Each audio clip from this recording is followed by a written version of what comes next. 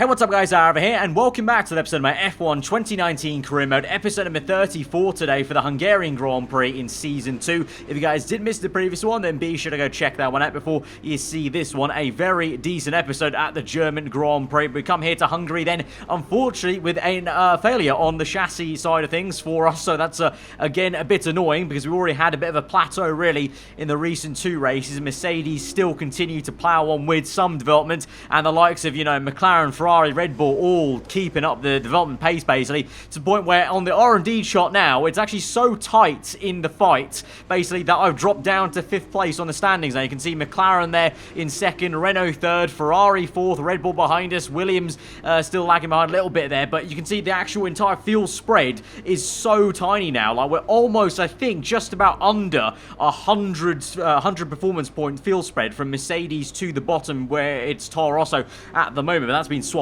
left and right between Haas, Racing Point and Toro Rosso. But you can see how spread out we were at the very start from pre-season to Australia and how close it's got. That's exactly what we kind of almost want in real life, but it never happens like this. But absolutely amazing to see it in the game. But it means that qualifying in the race might be very, very tight, and even tighter as we go on through this season then. Like at Abu Dhabi, it might be like crazy. It might be literally, we're talking 5/10 or less covers the entire field, which would be pretty damn nuts and pretty much making this like an F2 sort of series in F1. But like I said, maybe more than the race, it's going to really affect qualifying. I mean, things very close, and means that Q1 and Q2 is going to be even more kind of tense for certain people in the drop zone who are near to the kind of bottom times of the cutoff area. So speaking about that, let's just get into this then. Unfortunately, no upgrade for Hungary, but hopefully our car will still go pretty damn well around here. I should think, hopefully, but it's a very different circuit to Germany, but we did go pretty well at Monaco, so I like to think our car should have some good pace here around Monaco without the barriers, as they say.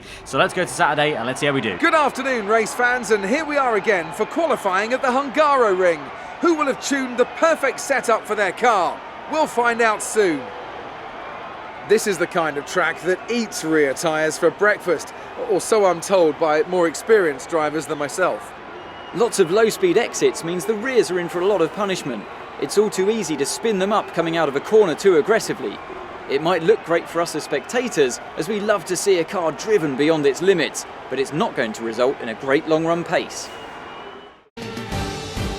Right, so flying on into our first flying lap then at Q1 at the moment. All sunny skies and clear skies here at the Hungaroring, but the clouds are coming and there will be a bit of rain at the very end of Saturday. So there may be a wet Q3 potentially, maybe even a mixed Q2. Let's see, but right now it's all dry, so just got to do the time and get through into the second session. That shouldn't be a problem for us. Up into P2 there, Verstappen going well on the Red Bull. I imagine the Red Bull actually might be quite good here. You know, the Red Bull's been lacking a little bit of pace here and there, but was pretty good at Germany, and I think it will be right here for the taking here. And McLaren seem pretty quick now, finally actually showing some pace there, Perez and Norris, but it's early days. We have to remember it's all about really Q3 in terms of for the top teams here. But you can see there was some rain forecast at the middle, 5 minutes to go basically in Q2. So straight away, as soon as I loaded into Q2, I went straight out for my lap, and you can see at the start of my flyer, already rain droplets on the left and the middle of your screen there. So the rain is already coming down. So pretty much even my lap here, everyone's lap at the start who have gone out early enough, we're not going to get a clean, dry lap. Everyone's going to have a bit of rain to contend with here. And so it's slippery conditions in the Sector 3. You can see the spray coming off the tyre as I lock up there. So it's just about trying to go as fast as I dare, basically, in these conditions. But no matter what, I've gone out, well, I'm one of the earliest peoples out here. Perez has set a lap time already. Bottas has as well. I come across the line. And so whoever sets laps early on will be the ones that get through into Q3. And so there might be a case of some big hitters that have made a mistake and gone out too late, because the rain is fully now chucking it down. You can see a lot of spray and dots there on the screen. And so the likes of Raikkonen, Leclerc, Verstappen, Hamilton, all in the drop zone there. That is massive for all those guys, but massive for me for the championship fight with Lewis Hamilton. Hamilton is out in Q2. Raikkonen's out as well. Leclerc is, Verstappen is, and Hamilton there you can see in P14. Absolute scenes there. 4 big hitters that are usually staple top 10 runners out of this qualifying session, and in Q3 goes through through the likes of, the two McLarens, a Williams car of Magnussen. You've got the Toro Rosso of Albon doing a great job as well, and Butler as well. Albon just about doesn't make it, but his teammate Butler does. But still a pretty decent showing for Albon to say the Toro Rosso is technically the worst car on the grid. You saw at the very start of the episode. So absolutely crazy stuff there. This is why you love changeable conditions in Formula 1, because things like that happen. And so here we go then. Q3 though, it is fully wet now, intermediate for the entire session now, and so we have to try and do the best job we can in these conditions. But we've got a lot of the big hitters out, Verstappen, Hamilton, all, both of them good in the wet. Kimi not too bad, I guess, in the wet as well. He showed that in Germany in real life. So, we'll see. Maybe our life is made a little bit easier now in this qualifying session. But a bit of a mistake there in Sector 1, nearly going off circuit there. But it's been a pretty decent clean lap after that, I will say, in Sector 2 and 3. At the moment, Sergio Perez goes fast as we drift through the final corner across the line. It will be provisional pole at the moment there. Sebastian Vettel in second place now as we go on to the end of the session. Literally, you can see there was only 4 seconds left on across the line to start my flying lap. I'm the last car out on this circuit that's going to finish a lap time now. Vettel second, Perez third. I'm still on provisional pole. And the track has got faster and faster. As you can see, there are less rain droplets now. So the rain's actually stopped falling. It's still on track, but it stopped falling. So it's actually going to be a faster circuit right now. And I'm gaining time exponentially as we go through to the end of the last sector into the second last corner. We're still first place though, and we're still improving our time. Purple second sector. So I think this could be it. This could be our very first pole position, and it's going to be a shock to me that it comes in wet conditions like this. And so as we have a massive moment through the final corner, save the car, keep it in a straight line, we go across the line to improve our time, and we are going to get our very first pole position in the F1 2019 career mode here. It comes at the Hungaroring, the Hungarian GP in wet conditions. Very, very surprising, but you know what? After that Q2, it was just meant to be, wasn't it? Us getting pole after that craziness of Q2. 4 big players knocked out. My championship rival knocked out. And so here we go to mixed up grid. We've got Vettel in second place in the Ferrari. The Ferrari really hasn't had that pace to be in second place as of late. Perez in third place in the McLaren. You've got Norris in P5 in the McLaren. You've got Magnussen in the Williams beating Bottas in the Mercedes. That just shows the evolution of the rain and how fast the track was in Q3 even. Not even Q2, just the rain-to-rain evolution just meant that the likes of Magnussen could out-qualify Bottas in the Mercedes car. So, yeah, very mixed-up stuff. So, now looking forward to what could be a very tasty Sunday for us and a big load of points ahead of Hamilton. Let's go to the grids and see how we do. It's always wonderful to come back to the lively Hungaroring. A popular destination this, nice and close to the beautiful city of Budapest, with some exciting racing to boot. Who can forget Michael Schumacher pushing his old teammate Rubens Barrichello up towards the pit wall in 2010, or those great races of 2014 and 2015 as well. Located 12 miles northeast of the Hungarian capital Budapest, the 14 corners of the Hungaroring are steeped in history and prestige. Overtaking has always been difficult on this technical 2.7-mile circuit, but the last few years in particular have turned up some exceptional races. Let's hope we're in for another one here today. Joining me for the Grand Prix once again is Anthony Davidson. So, let's briefly discuss Lewis Hamilton. They come into this race with a healthy championship lead. I don't want to say the title race is over, but surely it's going to take something special or catastrophic to change the outcome at this point. Certainly there are worse positions to be in, but it's vital to don't let complacency creep in. As soon as you let yourself think it's over before it actually is, that's where everything can and often will go wrong. Before we begin, let's take a quick look at the grid lineup for today's race. The engineer lines up on pole position, and starting alongside in P2 is Sebastian Vettel. Considering the rest of the grid, we have Perez, Gasly, Lando Norris, and Magnussen, Bottas, Hülkenberg, Ricciardo, and Devon Butler, Albon, Raikkonen, Charles Leclerc, and Hamilton, Verstappen, Weber, Romain Grosjean, and Antonio Giovinazzi. Stroll and Robert Kubica takes the last spot on the grid. Now it's almost time to lights out, so let's go down to the track. So it's not the first time we've started on the front row of the grid, but it is the first time we've started in P1 in that slot there, and it looks and feels absolutely awesome. Overcast conditions right now, but it will get sunnier as we go on through this GP, so no rain for Sunday, which might be a good thing for us, I think, to be honest. Less pressure to maybe not bottle it in the wet conditions, and in terms of the strategy, it's either a 1 or 2 stop. Much like real life, it might be a case of the 2 stop might end up being faster if you have enough speed and don't get caught up in traffic, but being the F1 game and comparing to last season, I think the 1 stop would be the one to go for us today, especially from the forefront from P1. You know, if we can maintain P1 and get to that pit stop in a good kind of amount of time, try and control the race from there maybe in hard tyres. At least that's my hopeful plan basically, but you never know how things are going to go. But after such a crazy Saturday, I'm not taking anything for granted. This may be quite a crazy GP as well, of people coming back through or falling behind. Let's see, because it's now time to go to 5 red lights for the Hungarian Grand Prix. Off pole position, our first pole of our career. 5 red lights are out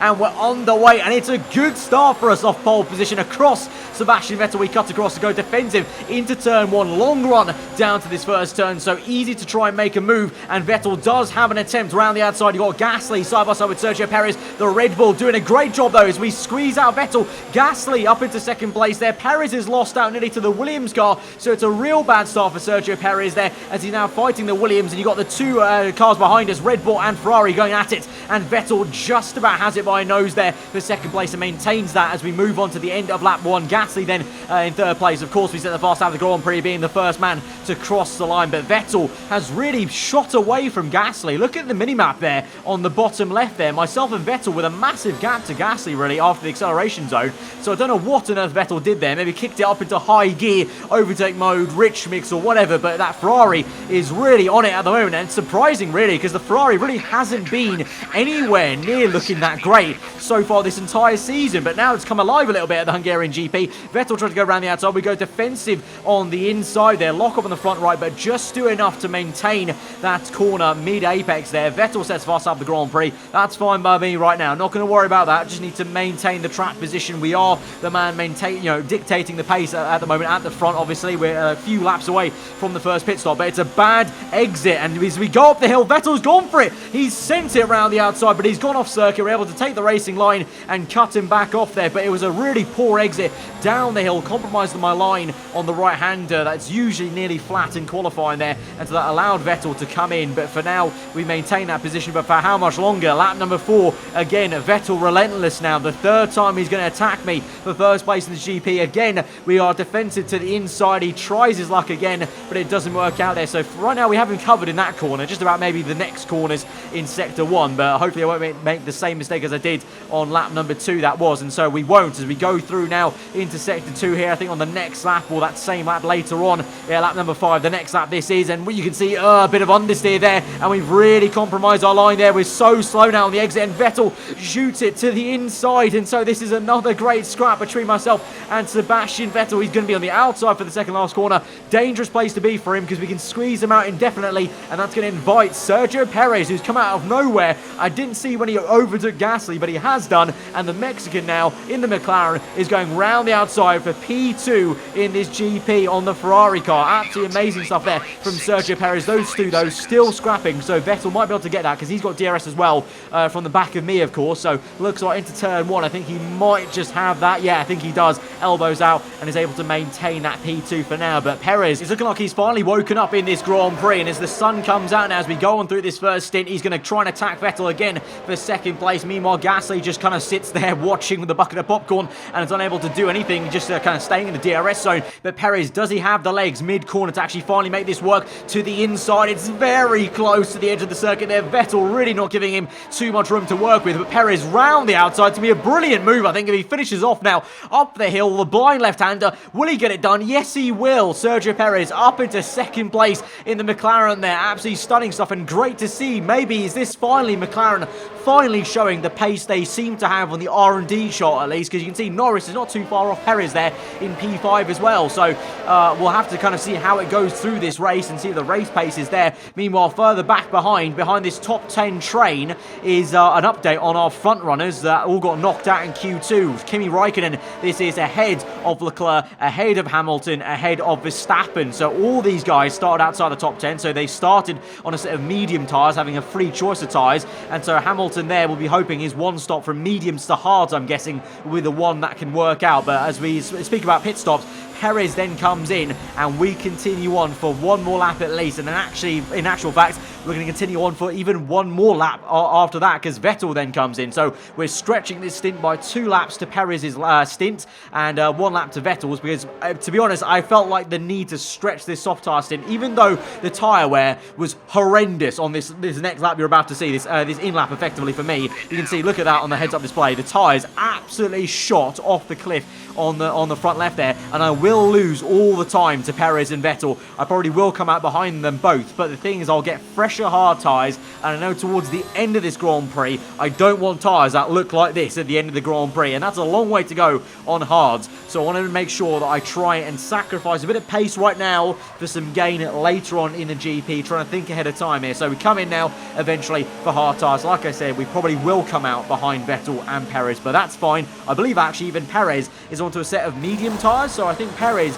is doing a 2-stop, soft, medium, whereas I'm pretty sure everyone else more or less should be doing a 1-stop, either from softs to hards or mediums to hards, depending on if you start outside the top 10 or not. So here we are then, lap number 10, coming out of the pit lane. It's going to be a bit of a tight squeeze into turn 1 as Magnussen gives us the old pinch into turns 1 apex, and we just about managed to keep that P14 there, but we're behind even Pierre Gasly now, so technically in the running order we're a net P4 here if you think about it, because Gasly was P3, or sorry, was P4 running behind Perez and Vettel, so I've been the only one that's shuffled down the order because I was stretching that first stint. But like I said, the tyre wear will come back to us, you know, and already I can see that Alfa Romeo in general is definitely quicker than the Red Bull, you would see, because we're really having to push Gasly almost through that last corner. So definitely there's a good reason why the Red Bull car is below us in about 6th place on the R&D chart there. It doesn't seem to have the pace it used to have in Season 1 as we go through into turn 1 up into P13, and Vettel is the car next. Bit of clean air to try and catch up to him, so let's push hard now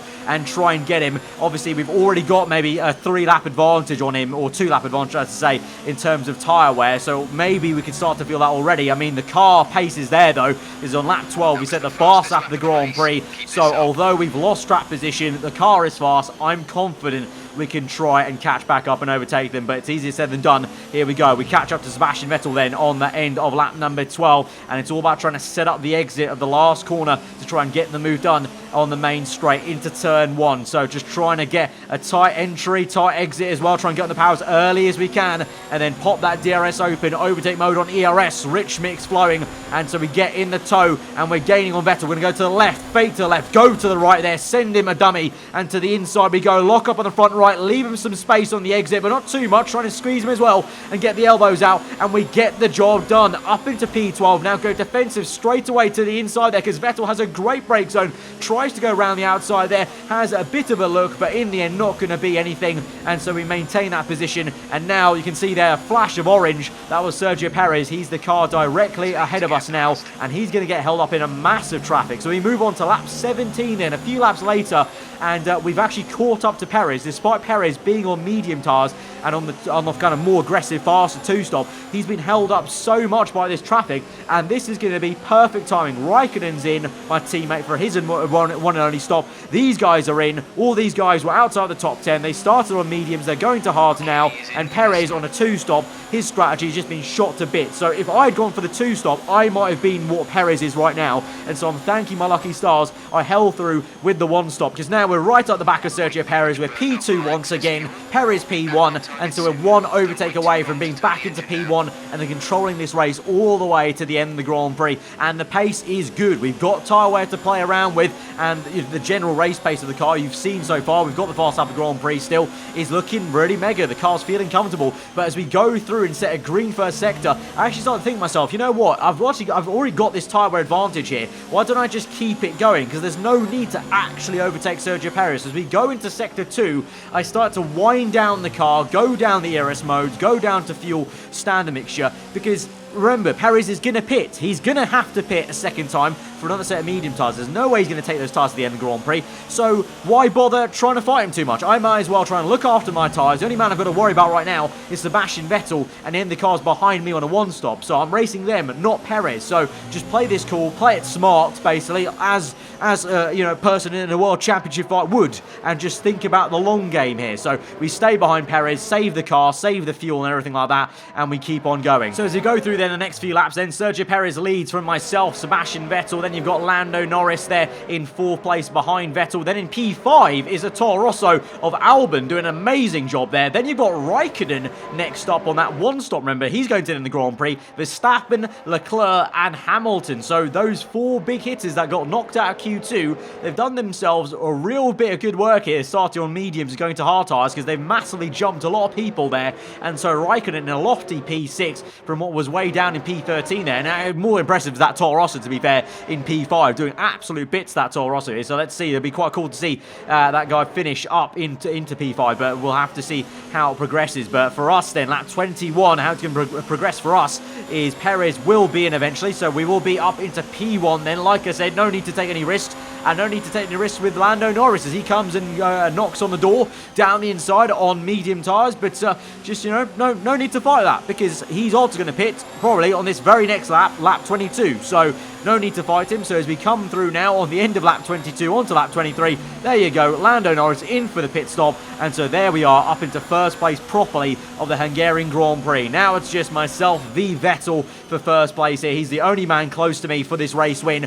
And so now I've saved some tyre wear, I've saved the ERS, I've saved fuel. It's time to wind up the car a little bit into high, into rich, and push a little bit on and try and build a gap to Sebastian Vettel. So on lap 24 then, you can see we have built that gap already in the span of basically 1.5 laps there. You can see in the mini-map, we've already got a large gap. So Vettel, I suspect, doesn't have too much fuel to play around with, maybe didn't have too much ERS to play around with as well. And also, I think he was probably pushing flat out to maintain that pace with myself and Perez and Norris, whereas I was obviously taking it quite easy. So we have plenty in the tank. And just like Hamilton at the British GP in real life, you know, I'm on the hard tyres and I still have life in them to maybe push on and pump some good lap times in when I need to. But I can take it easy for now and just control my pace. Meanwhile, someone who's not controlling their pace but going flat out is Charles Leclerc, now going round the outside of the Toro Rosso, trying to spoil the party here. So Raikkonen at this stage is up into P3 of the GP actually, and that Toro Rosso was running P4. It's now going to be Leclerc, down the inside he goes. But absolutely amazing right now. It's 1-3 for Alfa Romeo Racing, the Hungarian GP. But Hamilton now goes and overtakes the Toro Rosso. In the background, you've got one of the McLarens who obviously is 2-stopping. That's Sergio Perez down the inside, medium versus hard tyres for Lucas Weber there in the Renault. And so I suspect that Perez should have that booked in here with the faster compounded tyres. Hamilton struggles a little bit actually to finish that move off on the Toro Rosso, finally gets it done. So he's up into what will be, that's, I'm trying to think, P5 I think, because yeah, that P5, Leclerc P4, Raikkonen P3, Vettel P2, myself in P1. And speaking about that, on lap 27 then, again, still taking it easy, just controlling the pace against Vettel. We get a crucial radio message though now, running up into Sector 2. Right, some information on Hamilton. They seem to have an issue. Absolute scenes, absolute music to my ear. My engineer tells me that Lewis Hamilton has some sort of issue with the car and they're going to be slow. He was only in P5 now, but now with an issue, and the Toro Rosso's close, the McLaren was close, the Renault was close. Maybe Hamilton gets overtaken by 2 or 3 cars and we get some more points and try and make up for that deficit we got at the British GP. Meanwhile though, unfortunately my teammate in P3, Raikkonen, just can't hold it through. Leclerc has the better pace. The Ferrari, like I said, has shown so much better pace around this GP circuit. I don't know what it's been. Ferrari, it didn't seem like they upgraded that much on the R&D chart there, but they've just come alive here. And so it's now a 2-3 for Ferrari. Vettel second, Leclerc up into 3rd place. Hopefully Raikkonen can keep it up in P4, because that would still be a decent job. And then, as we spoke about, Hamilton, here we go then. This is the absolute, just joy to watch for me for the championship fight as the Renault goes around the outside. You've got that's the other McLaren actually of Lando Norris here. So Perez obviously was already ahead, and then you've got the Red Bull of Verstappen as well closing up, or it might be Gasly, I can't quite tell, but Hamilton is slow. So as he goes through the last corner, I mean, look at that. The time he's already lost that Renault car is ridiculous, and so the McLaren will come through, and so that'll just be further and further down the order. And remember, in the British GP, Hamilton won the Grand Prix. I came in P8, so if Hamilton can go down to P8 in this Grand Prix, that would be perfect, because then basically it's tick for tack, it's karma, basically it's all come back around, and the deficit I lost is the same that Hamilton would lose, and so it'll finally go back down to, you know, who's actually winning the Grand Prix and whatnot, because that was a real unfortunate race for us. Obviously, we did all that good work of winning 2 races, coming second in the French GP, and then all in one race at the British Grand Prix, it was wiped away. Real shame, and so it's a good thing that will come back to us here, but unfortunately, like I spoke about Raikkonen, hopefully keeping P4, not to be Sergio Perez with too much pace in that McLaren on the 2-stop. That's still going to be a pretty damn solid drive from the Iceman there, to be fair to from where he was, you know, after a difficult Saturday. For us, though, no difficulties in the race. We go through onto the last lap of the Grand Prix now, and you can see we're going to whack it up into hot lap mode, rich mix going, and we're going to give it a full welly, because we've lost the fast lap of the Grand Prix now. One of the McLarens stole it off us, but like I mentioned already, I've mentioned this sentence already, but like Hamilton at the British Grand Prix, on the hard tyres, last lap of the GP, we're going to go and bang in a fast lap and try and get the fast lap of the GP back again and try and get the full 26 points from this Hungarian GP, and we're going to do it. We set a green first sector, purple second sector, so I'm pretty confident we're going to have this, and so we come through to the last corner to win the Hungarian Grand Prix. This will be our 2nd win in a row, the first time we've done 2 on the bounce here in our career, across the line for the win and the fast lap of the Grand Prix. That's a race win. You've really been great today. So Alfa Romeo have won it, and what a great race it was. Anthony Davidson, how do you think they were able to set themselves apart today? Well, time management probably played quite a large role in the outcome of this one. As ever, it's not just about speed, it's all about maintaining that speed consistently over a stint, over a race distance. So being able to keep up the lap times while still being smooth on the controls and gentle on the tyres, that's really where the race was won today. Alfa Romeo Racing in the #1 spot on the podium today. A thrilling race and an excellent result for this team, who've never stopped fighting for that top step.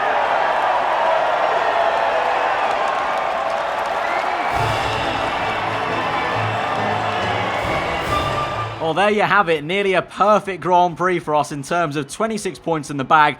Hamilton gets 1 point, though, for P10, but he went even further down the order than we saw in those replay cameras at the end of the Grand Prix. So that's a massive, massive aid for us. We've demolished that advantage he got at Silverstone, and we've gained some, of course, because we came 8th at Silverstone, whereas Hamilton came first. This time, he's come 10th whilst I've won the race. So we've actually gained a bit there as well from that GP. And so you can see now the points gap has come down quite a fair bit in the Drivers' Championship. There's still a long way to go. That's still a mountain to climb, but we're doing the best job we can with the tools at our disposal. And our car technically, apparently, isn't even right up there in the R&D chart, but that's why I keep on saying that at this stage now, even after a season and a half, the R&D chart kind of goes out the window a little bit in terms of what's going to happen in the actual races themselves. And also, like I said, because the field spread is so close, it's such a fine margin that mistakes and consistency also mean a lot more than just out-and-out pure car pace as well sometimes. And so the constructors, I'm not too sure if we can really catch Mercedes and the constructors. I think